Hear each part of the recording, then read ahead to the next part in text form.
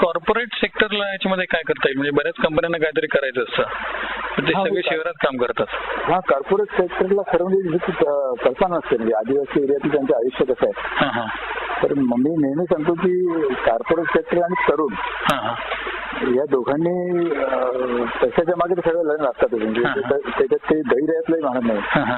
पण आपले भाऊबंद ज्यांची पॉप्युलेशन बरीच जास्त आहे, 9% म्हणजे खूप आहे भारताच्या सदस्यांच्या मानाने, ते 10 करोडच्या जवळ होतं. बरोबर.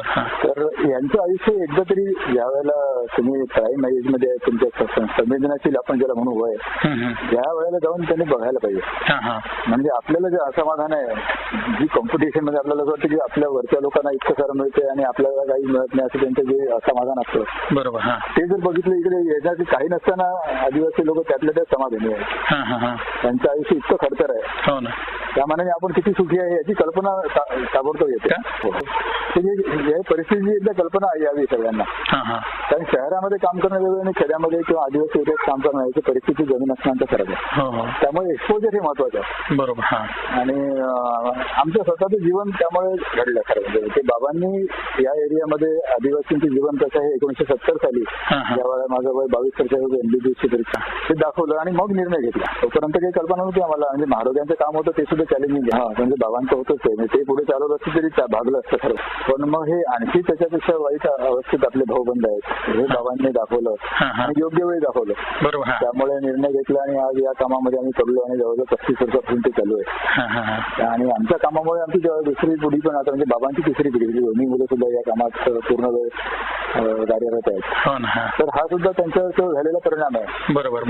शहरातलं आयुष्य पण बघितलंय आणि इथलं पण आयुष्य बघितलं, कारण सगळं लहानपण त्यांच्या आदिवासींबरोबर गेलं आहे. पण जाणीवपूर्वक निर्णय घेऊन त्यांनी यांच्यासाठी काम करण्याचं ठरवलं आणि त्यांच्या सहधर्मचारीने त्या शहरातल्या असून त्या पण त्यांनी प्रेरणा घेऊन त्यांच्याशी लग्न करून त्या पण इथे स्थायिक झालेल्या आहेत. त्यामुळे असं जर बघितलं तर याच्यापासून तरुणांना नक्कीच प्रेरणा मिळते. आणि जरी माझा अनुभव लिमिटेड असला पण आपल्याकडे खूप लोक व्हिजिटला येतात तिकडे, आणि तरुण तर त्यातले कॉलेजचे विद्यार्थी वगैरे येत असतात आणि जाताना अस्वस्थ होऊन जातात. तर हे सगळ्यात महत्वाचं आहे, म्हणजे की जी सबकॉन्शियस माइंड मध्ये त्यांच्या आयुष्याचे जे परिणाम आहेत आदिवासींच्या, आणि मग पुढे मागे त्याला कुठेतरी दिशा मिळू शकते. बरोबर. असं बघून काही आदिवासी लोकांनी कामही सुरू केले आहेत आपापल्या परीने तिथल्या समस्या बघून. तर हा सगळ्यात महत्वाचा म्हणजे ते म्हणून की एक्सपोजर आपल्या भाऊबंधांचं आयुष्य कसं आहे बघणं कॉर्पोरेट सेक्टरनी महत्वाचं आहे आणि तरुण पिढीने. पण आता कंपन्या ज्या शहरामध्ये आहेत ते सगळे तिकडे न येता ते कसं आपल्याला कॉन्ट्रीब्युट करू शकतात? मग त्याच्यासाठी प्रसार व्हायला पाहिजे. जसं म्हणजे सीडी आहे त्याची, ज्याच्या ऑडिओ व्हिडिओ आपल्याकडे जे आहेत, बरोबर, म्हणजे ठिकठिकाणी लोक जे कामं करत असतील, बरोबर, तर त्यांच्यापर्यंत, कारण त्यांच्याकडे मला वाटतं कॉर्पोरेट सेक्टरला कंपल्सरी आजकाल म्हणजे CSR खाली त्यांनी काहीतरी करावं. बरोबर. पण एक्झॅक्टली काय त्यांनी केलं पाहिजे रुरल याच्यासाठी?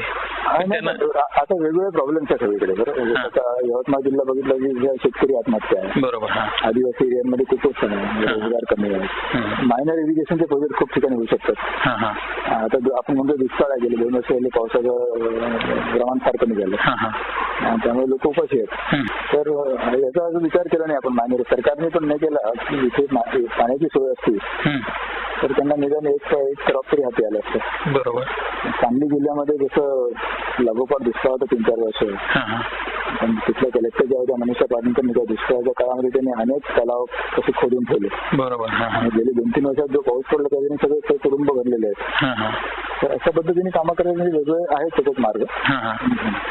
हे कुठेतरी म्हणजे समराईज झाला पाहिजे, म्हणजे त्यांना ते म्हणजे त्यांचं फायनान्शियल कॉन्ट्रीब्युशन पाहिजे का त्यांचं मॅनेजरियल कॉन्ट्रीब्युशन पण आपल्याला उपयोगी पडेल? दोन्ही लागेल. म्हणजे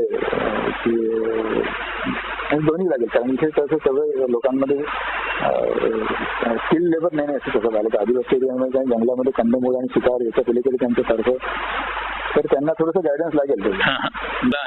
बरोबर आहे. त्यांचं बांबू क्राफ्ट आहे, नेटिव्ह क्राफ्ट आहे यांच्यामध्ये, की जे आता जवळजवळ लुप्त होण्याच्या मार्गावर आहे. तर याला जर आणि त्यांना मार्केट मिळत नाही म्हणून ते आपल्या जरुरीपुरतं काम करतात आणि नंतर सोडून देतात. तर याला थोडंसं फिनिशिंग चांगलं असतं तर त्याला खूप मार्केट आहे बाहेर. हो ना. तर अशा पद्धतीने त्यांचं डेव्हलपमेंट आपण 10-15 वर्षात करू शकू असं मला वाटतं.